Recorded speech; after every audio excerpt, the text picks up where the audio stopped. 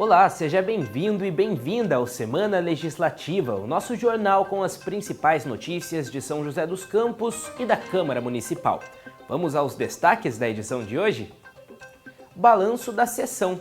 Confira os assuntos debatidos em plenário pelos vereadores. Projeto aprovado na Câmara institui normas para a proteção de pessoas com transtorno do espectro autista e pessoas com deficiência durante eventos climáticos extremos. E entenda também o significado do feriado de Corpus Christi, data comemorada pela Igreja Católica nesta semana. O Semana Legislativa de hoje está no ar.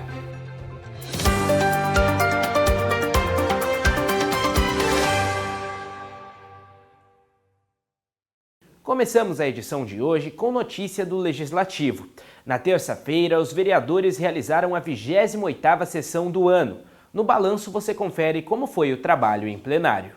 Realizada excepcionalmente no horário da manhã, a 28ª sessão do ano contou com 311 documentos para serem lidos e apreciados pelos vereadores. As indicações somavam 209 pedidos e sugestões ao poder público. Entre as demandas estavam serviços de manutenção e melhorias em áreas públicas como conserto de calçada, implantação de faixa de pedestre em cruzamentos da cidade, aplicação de lombada, limpeza urbana, troca de lâmpadas e tapa-buraco. Já os 45 requerimentos apresentavam cobranças diversas. Eram pedidos de informações à Prefeitura sobre o contrato de obras de adequação de calçadas com árvores, a realização do programa de controle do tabagismo nas unidades básicas de saúde, a licitação para a construção do Centro de Atenção Psicossocial Infanto-Juvenil, além de esclarecimentos a respeito de estudos elaborados para a implantação do Centro Logístico Municipal.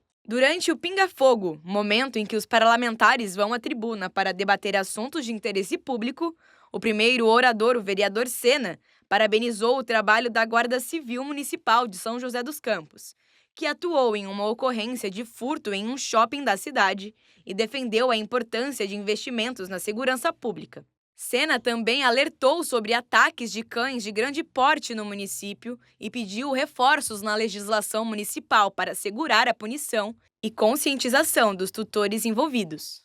Outro orador, o vereador Renato Santiago, destacou um projeto de lei aprovado da própria autoria, que pretende criar um núcleo especializado para tratamento humanizado e multidisciplinar para pessoas com autismo. Segundo o parlamentar, o espaço pode se tornar referência no atendimento de pessoas com TEA, auxiliando no desenvolvimento cognitivo, intelectual, escolar e social.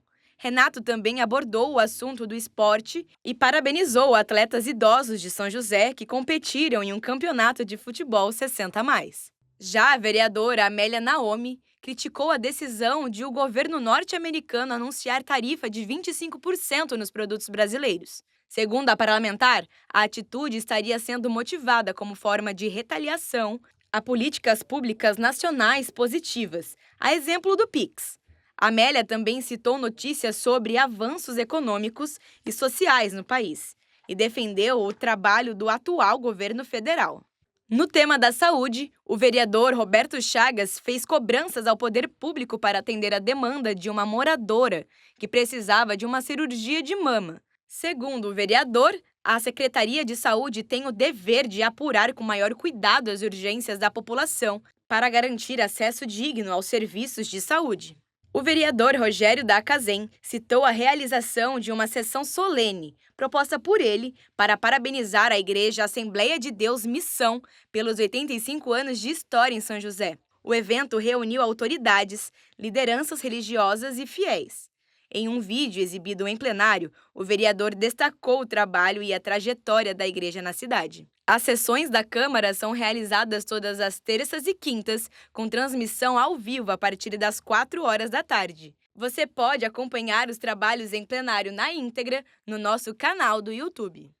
A Câmara Municipal aprovou um projeto de lei que autoriza a Prefeitura a instituir normas e diretrizes para a proteção, atendimento e acolhimento de pessoas com transtorno do espectro autista e pessoas com deficiência durante eventos climáticos extremos, com o objetivo de prevenir sobrecarga sensorial, crises e situações de risco físico e emocional. A ideia é que esse acolhimento seja feito em escolas, unidades de saúde, centros de assistência social e outros locais públicos e privados. Uma pesquisa de escola que acabou se tornando um projeto de lei. Tudo começou quando a Gabriela e o Felipe resolveram se unir para realizar o trabalho de conclusão de curso em dupla. O objetivo era um só: pensar em uma maneira de promover a proteção e acolhimento para pessoas com deficiência e TEA durante os eventos climáticos extremos. O estudo começou por volta do primeiro ano, no meio do primeiro ano do ensino médio, e a gente decidiu estudar isso porque a Gabriela gosta muito de eventos climáticos extremos, ela estuda um pouco na área, e eu estudo muito dessa parte de transtorno do espectro autista. Então, eu já sabia que as pessoas com autismo tinham uma hipersensibilidade, que é uma sensibilidade aumentada a estímulos. Então, só que eu não tinha certeza se os eventos climáticos, como uma onda de calor ou uma chuva muito forte, afetavam essas pessoas. A união foi exatamente como deveria ser. Se por um lado o Felipe gostava de estudar sobre pessoas com neurodivergências, do outro, o meio ambiente sempre foi um dos principais focos de estudos da Gabriela.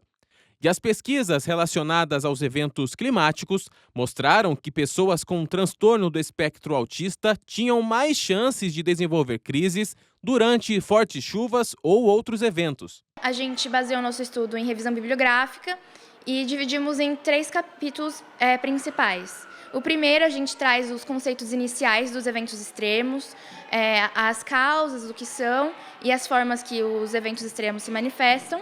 No segundo, a gente traz os conceitos iniciais do transtorno do espectro autista, e aí a gente percebe que o transtorno do espectro autista, algumas pessoas apresentam a hipersensibilidade e que os eventos extremos podem aumentar ruídos e outros tipos de sensações. Os alunos, então, buscaram uma maneira de transformar os resultados em ação. Procuraram o gabinete do vereador Carlos Abranches, que acolheu a pesquisa e elaborou um projeto de lei sobre o tema. A matéria foi aprovada na Câmara e autoriza a Prefeitura a instituir normas e diretrizes para a proteção e acolhimento de autistas e pessoas com deficiência durante a ocorrência de eventos climáticos extremos. Nós fizemos esse projeto e conseguimos fazer com que ele fosse reconhecido como um projeto interessante para a cidade, e todos votaram a favor, e eu, por causa disso mesmo, chamei para que todos pudessem assinar comigo esse projeto, para que a cidade pudesse entender que essa não é uma preocupação deste vereador, mas é uma preocupação da Câmara Municipal como um todo. O projeto de lei prevê o apoio da Defesa Civil na elaboração de ações educativas para orientar famílias e entidades no acolhimento necessário durante eventos extremos. A matéria ainda define o trabalho da Secretaria Municipal de Educação na incorporação de protocolos, como a comunicação antecipada aos responsáveis em caso de alertas de eventos climáticos severos e o uso de materiais de apoio sensorial, como abafadores de som. Além disso, o Poder Executivo fica autorizado a estabelecer parcerias com instituições científicas e escolas de alta capacidade acadêmica para aprimorar os protocolos e materiais educativos. Imagine uma criança dentro de uma sala de aula, começa a chover forte ou começa a ter barulho, raio, trovão, e a criança fica transtornada por quê? Por causa de uma hipersensibilidade auditiva, visual. Então, uma série de situações desconfortáveis que prejudicam a qualidade do aproveitamento escolar, não só das crianças, mas também da turma. A gente fica imaginando, estendendo isso, o projeto teve esse objetivo de estender isso para a família ficar mais confortável. Segundo o vereador Carlos Abranches, essas medidas realizadas em conjunto entre as esferas do poder público podem ter um impacto muito positivo no dia a dia das pessoas que precisam de um cuidado diferenciado. Os cenários são múltiplos no caos, muitas vezes, em que várias famílias vivem. Para a gente amenizar esse drama todo, nada melhor do que eles se sentirem num ambiente social acolhedor. Esse ambiente social acolhedor é aquele que é respaldado por uma lei bem feita, uma lei segura, em que todos saem beneficiados. Para os estudantes, ter esse contato com o Legislativo também foi uma experiência nova. na qual puderam perceber a importância da política na criação de medidas de interesse público para os grupos que mais precisam. Eu, particularmente, nunca tinha tido contato com essa parte legislativa, então eu aprendi bastante acompanhando esse processo de perto. Me senti muito bem recepcionada, principalmente pelo vereador Carlos Abranches, que abraçou a nossa ideia, o nosso projeto, e fez questão de que a gente participasse de cada passo. E também a gente fez um trabalho bem grande de articulação política, conversamos com cada um dos vereadores para apresentar a nossa ideia, a importância que ela teria para São José e que é um estudo pioneiro feito por 2 jovens. A Câmara de São José dos Campos se prepara para discutir o orçamento da cidade para o ano que vem. No dia 8 de junho acontecerá a audiência pública da LDO, a Lei de Diretrizes Orçamentárias, que vai definir as metas e prioridades para 2027. E a população tem papel fundamental nesse processo. Durante o debate, os munícipes terão oportunidade de cobrar prioridades e sugerir melhorias ao orçamento da cidade. Além disso, eles também podem enviar sugestões diretamente aos vereadores pelo site do Legislativo. Onde o dinheiro da cidade será aplicado em 2027? A previsão do orçamento é de R$ 5.623 bilhões. Para definir onde investir esses recursos, a Prefeitura enviou à Câmara o projeto da Lei de Diretrizes Orçamentárias. A LDO é uma previsão das metas orçamentárias para o ano que vem e, por lei, precisa ser debatida com quem mais entende da cidade, a população. Toda vez que você tem um tema tão abrangente como é a Lei de Diretrizes Orçamentárias, você tem que consultar a população. São elas que pagam os impostos, são elas que ajudam a compor a nossa cidade. Então a Câmara Municipal tem esse papel também, democrático e também constitucional, de dar oportunidade a essas pessoas para que elas venham trazer sugestões, elas possam alertar ao próprio governo, Poder Executivo quanto Legislativo, de situações que podem estar faltando na confecção desse material. Então, por isso, é vital que se tenha a participação popular sempre. É neste momento que moradores e vereadores indicam prioridades de investimentos para a Prefeitura, como a construção de uma creche ou melhorias na saúde e infraestrutura. Toda a perspectiva, você está lá no bairro, quer que a saúde melhora, tudo isso, então é na LDO que você coloca os sonhos, né? Porque depois você vai ver se tem o dinheiro. Então, em outubro você verifica se tem o dinheiro. Mas aqui na LDO é as perspectivas. Então, é fundamental a participação da população nessas audiências para colocar suas expectativas. Para ouvir a população, a Câmara vai realizar uma audiência pública no dia 8 de junho, às 6h30 da noite. A reunião será transmitida pela TV Câmara e pelo YouTube. Quem quiser falar deve se inscrever nos primeiros 30 minutos. Cada morador terá 3 minutos para apresentar as demandas.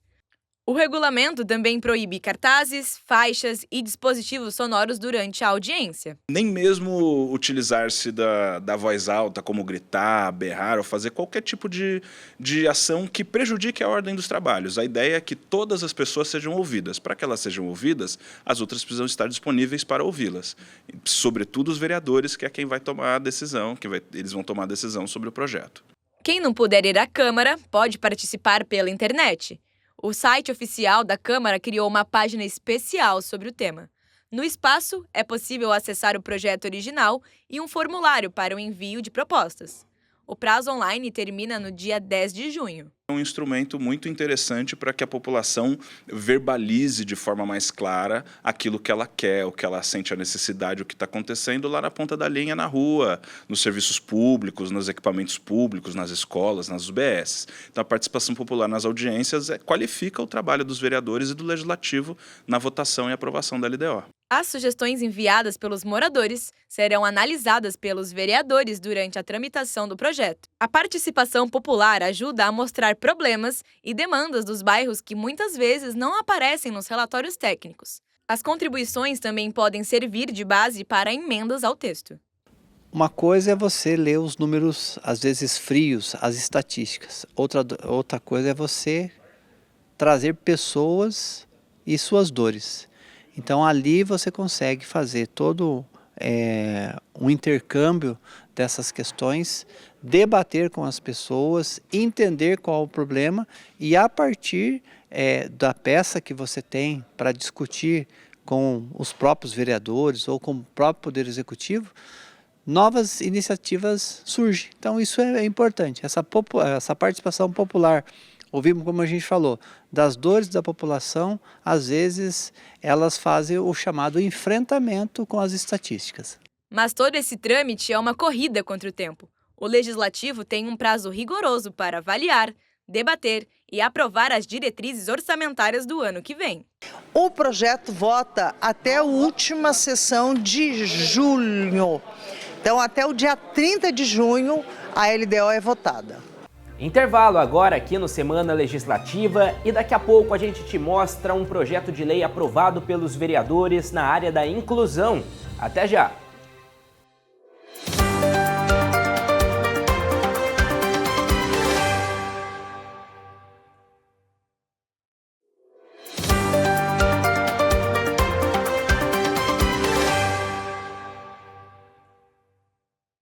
Voltamos com Semana Legislativa e a gente continua falando sobre o trabalho da Câmara Municipal. Nesta semana aconteceu aqui na casa uma homenagem para a Igreja Assembleia de Deus Missão, que completa 85 anos em 2026.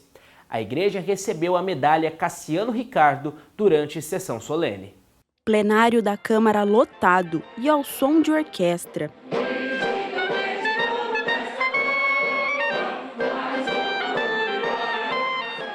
Para prestigiar a entrega da medalha Cassiano Ricardo, à Igreja Assembleia de Deus Missão. A honraria é concedida a pessoas ou entidades com papel de destaque e serviços de relevância prestados à comunidade joseense. A iniciativa da propositura que homenageia a instituição, que completa 85 anos em 2026, foi do vereador Rogério da Acazem. O parlamentar destacou a trajetória da instituição em São José dos Campos. A igreja cuida da parte espiritual, mas ela é um braço muito forte do poder público. A igreja muitas vezes ela alcança pessoas, lugares, locais que o poder público não consegue alcançar. A igreja ela está constantemente, próxima aos fiéis, às comunidades, e a igreja tem um trabalho muito forte na área social. A Igreja Assembleia de Deus Missão, que completa 85 anos, ela atua nas comunidades carentes através de projetos na área da saúde, projetos esportivos, e a igreja é, literalmente falando, uma bênção para a cidade de São José dos Campos. Pastor evangélico, o também vereador Cláudio Apolinário, compareceu à solenidade e celebrou a presença dos fiéis no auditório da Câmara. É um reconhecimento muito grande pelo trabalho que a igreja tem prestado. É uma igreja que ela não fica dentro das quatro paredes, ela é uma igreja que ela expandiu além das quatro paredes e tem feito um trabalho que tem incentivado e tem tido uma influência muito grande, inclusive no poder público, propondo leis, tendo conversas que proponham ao munícipe, inclusive, uma melhoria, se preocupa muito com a vida dos seus membros, mas não apenas dos seus membros, mas todos aqueles que estão em volta, inclusive junto ao poder público, junto aos vereadores, trazendo proposituras, trazendo situações importantes. Então, a Assembleia de Deus tem feito um trabalho extraordinário na cidade. A história da Igreja Assembleia de Deus Missão, em São José dos Campos, se iniciou em junho de 1941. De forma simples, homens e mulheres se reuniam com a ideia de pregar o Evangelho. Uma história que atravessa quase um século, com um trabalho espiritual aliado ao comunitário. São 85 anos servindo a Jesus fora das quatro paredes, e eu tenho certeza que aonde a gente vai nessa cidade, alguém tem algo para falar sobre o serviço dessa igreja. Por onde eu passo, eu estou no mercado, olha, eu já fui abençoado por essa igreja, ou eu conheço alguém que já foi abençoado. Então isso não tem preço. O subsecretário de Governança de São José dos Campos, James Justin Domingues, esteve presente como representante do prefeito Anderson Farias. Além dele, a secretária de Assuntos Jurídicos do município, Gabriela Guerreiro, também esteve presente. Ela, além de membra da igreja, compõe também o Ministério de Louvor da instituição. E hoje nós temos um ministério lindo que é o Centopeia, que tem feito um grande trabalho nas comunidades, um trabalho de apoio social mesmo, às comunidades envolvidas no nosso município, envolvendo um trabalho com as crianças, com as famílias, e muitas vidas têm sido alcançadas com o amor e a palavra de Deus de fé que tem sido proclamado com esperança. No ponto alto da solenidade, os pastores André e Nayane Câmara, representando a Igreja Assembleia de Deus Missão, receberam das mãos do vereador Rogério Dacazen a medalha Cassiano Ricardo. Ao comentar a homenagem, o casal ressaltou a importância dos fiéis na construção da história da instituição. Meu sentimento, novamente, de gratidão. Eu falo que a história dessa igreja ela não foi construída nos púlpitos, foi construída nos bancos. Então, nesse ano, a ênfase da nossa festa não é honrar os pastores, que geralmente nós temos isso, né? O hall de pastores que estiveram à frente. Dessa vez, nós vamos parar de hall de pastores, nós não vamos falar da quem está sentado em cima do púlpito, nós vamos falar quem está sentado nos bancos da igreja. Homens, mulheres, de todas as camadas da sociedade, com o seu jeito, com a oração, com o choro, com o trabalho, foram quem construíram. Então, nosso louvor a Deus pelo povo que Ele levantou para fazer o crescimento dessa igreja e abençoar a nossa cidade. A solenidade contou ainda com mais homenagens aos pastores da igreja e apresentações artísticas do Ministério de Dança. Uma noite memorável e abençoada.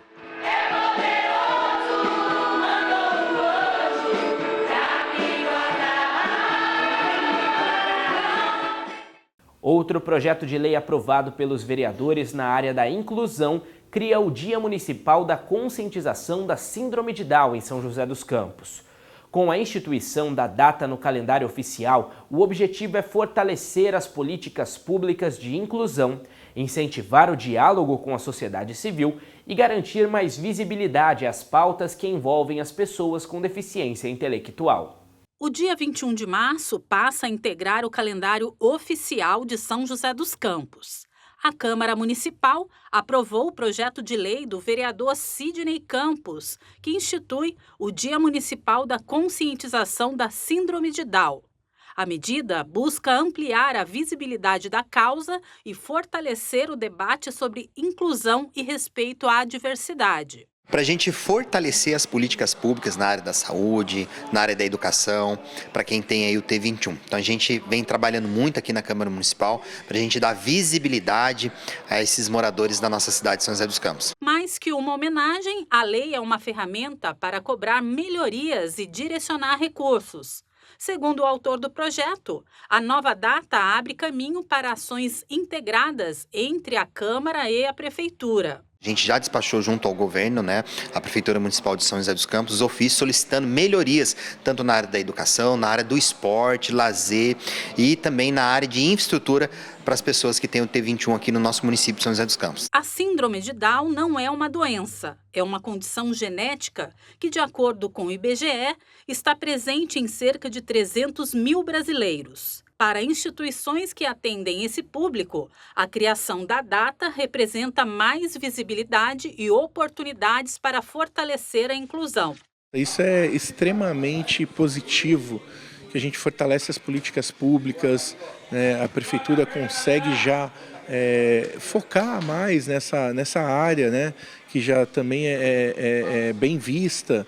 E consegue direcionar, inclusive, palestras, eventos, tudo para a gente, eu não falo nem comemorar, mas é para a gente celebrar o Dia Internacional da Pessoa com Deficiência, o Dia da Pessoa com Síndrome de Down, que a gente comemora no dia 21 de março.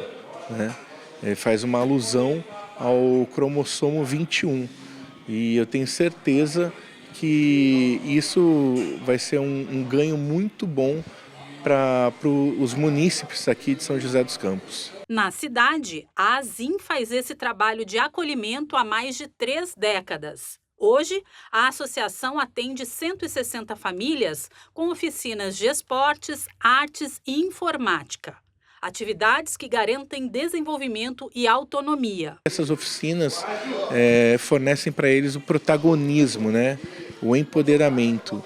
E é fundamental a gente ter oficinas culturais, de esporte, que também é muito importante, o movimento para eles, temos também a inclusão digital. Tudo isso fortalece e acaba desenvolvendo as habilidades deles. A Camila é uma dessas alunas. Apaixonada por dança, ela encontrou nas oficinas um espaço para aprender, conviver e se apresentar em várias cidades. Um exemplo prático do potencial de quem vive com a T21. Estou dançando. Na hora que para mim chegar a dançar, eu fico muito... Eu penso assim, não paro de dançar e continuo assim. Tá em cima, lutando, fazer ensaio, dança fora, e Joinville. Com a inclusão da data no calendário oficial, o tema passa a ter espaço permanente nas discussões do município. A expectativa é ampliar campanhas, eventos e ações de conscientização, fortalecendo a inclusão e o combate ao preconceito. Dar visibilidade a essas pessoas, para que todos os anos nós tenhamos políticas públicas, eventos, workshops, seminários voltados a esse público e assim a gente fortalecer o nosso município na área das pessoas que têm T21. Mais um intervalo e já a gente te explica o significado do feriado de Corpus Christi, que foi comemorado na quinta-feira. Até daqui a pouco.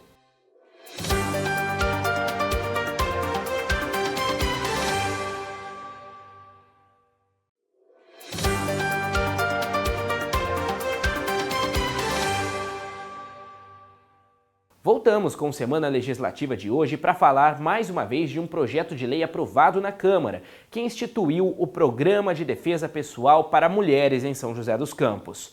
A nova lei tem o objetivo de capacitar as mulheres com habilidades de defesa pessoal, visando a proteção contra a violência física. Aqui na cidade, a procura das mulheres pelas artes marciais tem aumentado do ano passado para cá. Foi acompanhando a filha nas aulas de artes marciais que a Roberta percebeu que também podia aprender as técnicas de luta. Há um ano, a médica veterinária pratica jiu-jitsu e conta que os benefícios vão além do tatame. Me sinto mais confiante de um modo geral. Eu acho que o jiu-jitsu traz essa conquista interna, de me sentir mais confiante como uma pessoa. Eu acho que eu ando mais alerta, com certeza, mais esperta, no sentido do que está acontecendo à minha volta. A gente ganha realmente uma autoridade, a nossa postura fica diferente. Então a pessoa ela vai olhar, porque a mulher ela é muito fragilizada, né? Então se ela entra numa rua e ela não está se sentindo segura, ela demonstra na forma de andar, na forma de abaixar a cabeça, o medo, e a gente sente mais segurança quando a gente sabe um pouco de uma defesa pessoal. Em São José dos Campos, a procura das mulheres pelas artes marciais tem aumentado. A Cláudia trabalha no setor há 11 anos e diz que se antes as mulheres só iam deixar os filhos nas aulas, agora chegou a vez delas. As mães trazem os filhos e aí começam a entender que elas cabem no esporte, né? Porque muitas vezes traz o filho, deixa o filho aqui, não tinha noção do que era e agora elas estão vindo buscar, elas trazem os filhos e acabam ficando. Então elas estão buscando mesmo alguma coisa que faça com que elas se sintam mais seguras. Este movimento vem também na esteira do aumento da violência contra as mulheres no país. Segundo dados do Ministério da Justiça e Segurança Pública, o número de feminicídios no Brasil em 2025 bateu recorde. Foram registrados 1.470 casos, ou seja, cerca de 4 mulheres foram assassinadas por dia no país no ano passado. Este assunto vem sendo destaque nas discussões aqui na Câmara Municipal. Para ampliar a proteção das mulheres, os vereadores aprovaram a lei de autoria do vereador Tomás Henrique, que institui o Programa de Defesa Pessoal para Mulheres na cidade. A proposta tem o objetivo de capacitar as mulheres com habilidades de defesa pessoal, visando a proteção contra a violência física, fornecer estratégias para que elas saibam identificar e lidar com situações de abuso e promover o protagonismo feminino por meio do ensino de técnicas de artes marciais e outras práticas de autodefesa. O debate do combate à violência contra a mulher tem crescido no Brasil. A gente tem visto índices alarmantes e a gente precisa buscar soluções para essa questão da violência contra a mulher. Que ainda que nós tenhamos a polícia cada vez mais capacitada, a informação cada vez mais próxima, sempre vai ter aquele vagabundo, o agressor, que ele vai tentar agir contra uma mulher se aproveitando da sua força física superior. E para você combater esse vagabundo, às vezes 5 minutos pode ser decisivo para a mulher se desvencilhar desse agressor ou não. Então a mulher tem que estar preparada também para, num momento ali de decisivo, ela poder agir. E eu acredito que as aulas de defesa pessoal dão essa vantagem para a mulher. De acordo com a matéria, a Prefeitura poderá oferecer às mulheres de São José curso de defesa pessoal com foco na prevenção da violência doméstica, familiar e de outros crimes contra a mulher, com aulas regulares e itinerantes, palestras, workshops, seminários e atividades similares. A ideia é trazer iniciativa privada e terceiro setor que já tem experiência com isso para contribuir com o poder público, e a gente faz a nossa parte de divulgar essas vagas e trazer essas mulheres que também já estão infelizmente, nessas perseguições e violências, que elas possam ter essa oportunidade de conhecer esses cursos e essas entidades. Este especialista em defesa pessoal explica que quanto mais a mulher tem acesso à prática de artes marciais, mais conquista autoconfiança para se proteger em situações de perigo. O comportamento defensivo ela vai propiciar para a mulher uma mudança significativa, desde o ponto de vista que a gente parte, que ela vai ganhar uma capacidade de analisar o ambiente, de tentar identificar naquele ambiente riscos, e uma vez tendo feito isso, ela pode tomar decisões antecipadamente, que é o fundamental. A ideia é sempre evitar o confronto, mas para isso eu preciso ter essas ferramentas, obviamente trabalhar um pouco do autocontrole, da autoconfiança, porque isso tudo vai acontecer no momento de tensão, onde ela está avaliando ali a possibilidade de ser agredida ou ser assaltada. Então, na verdade, é um conjunto de ferramentas que a mulher passa a dispor e ela vai ser mais ativa nessa tomada de decisão. Bom, eu identifiquei que aquela situação está de risco ali, eu não vou ficar mais nesse ambiente, eu vou pegar minhas coisas e vou embora. Isso faz com que ela evite o confronto. Na quinta-feira foi comemorado pela Igreja Católica o Dia de Corpus Christi. Esta solenidade, que começou no século XIII, celebra um dos maiores mistérios da fé católica, a transformação do pão e do vinho no corpo e sangue de Jesus. Na reportagem a seguir, você vai entender a origem histórica da homenagem à Eucaristia e o trabalho dos voluntários que mantém viva a tradição dos tapetes coloridos nas ruas de São José. Tapetes coloridos, desenhos pelo chão, uma multidão de fiéis. Assim é comemorado Corpus Christi. A palavra vem do latim e significa o corpo de Cristo. A data celebra um dos momentos mais profundos da fé cristã, a Eucaristia. A Eucaristia ela é também uma expressão de um rebaixamento, de uma humilhação, porque assim como Jesus lavou os pés dos discípulos na última ceia, ele se esconde na Eucaristia, faz-se pequeno para demonstrar a grandeza do seu amor. E a Eucaristia é o sacramento da presença real do corpo e sangue de Jesus como alimento para nós. Nós acreditamos, como católicos, que quando o padre pronuncia as mesmas palavras que Jesus pronunciou na última ceia, tomai e comei, isto é meu corpo, tomai e bebei, isto é meu sangue, pela ação do Espírito Santo, o pão e o vinho se transformam em corpo e sangue de Jesus. E é um sacramento, é um sinal sagrado que não só revela o amor de Deus por nós, mas também nos favorece viver esse mesmo amor. Então nós celebramos de maneira festiva, na quinta-feira, depois que termina o tempo pascal, o sacramento da Eucaristia. A origem da cerimônia remete à Idade Média e a dois acontecimentos. O primeiro, ligado à visão de uma freira da Igreja Católica, Santa Juliana de Liege, e o segundo, a qual a Igreja denominou de milagres eucarísticos. Fala-se de uma santa que teria tido uma visão na qual Jesus teria pedido para ela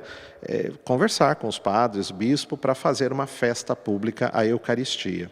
Depois temos também alguns milagres eucarísticos que aconteceram em vários lugares da Europa, não ao mesmo tempo, mas que remetem a um sinal que confirma a presença real de Jesus na Eucaristia. Até que num determinado momento um Papa disse, não, vamos fazer em toda a igreja, porque a Eucaristia ela é fé de toda a igreja. O Corpus Christi também é uma festa de alegria e agradecimento, sendo o único dia no ano em que a hóstia consagrada sai do sacrário da igreja e vai ao encontro do povo.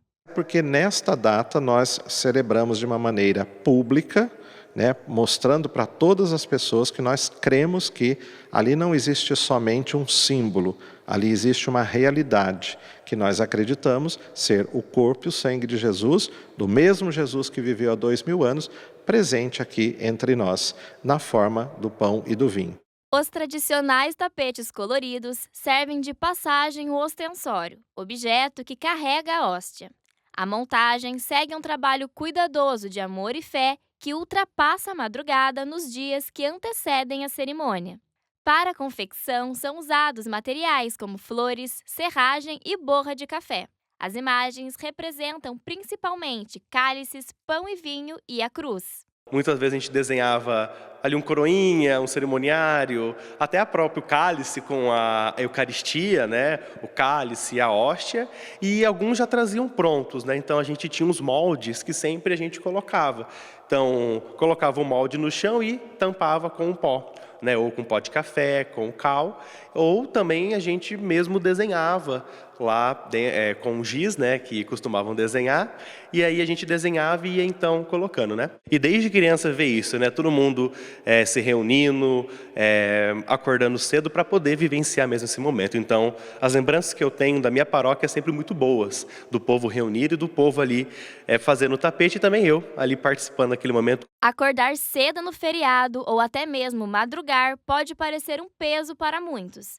Mas para religiosos como Tiago, isto não é uma obrigação, mas um exercício que alimenta a fé. Essa questão da confecção de tapetes, Corpus Christi, essa questão de estar em comunidade, essa questão de demonstrar publicamente a nossa fé, é isso que nos move, Essa questão de, em primeiro lugar, sentir esse chamado, de Deus, de partilha, de levar, a palavra, uma palavra de esperança, de conforto também para as pessoas.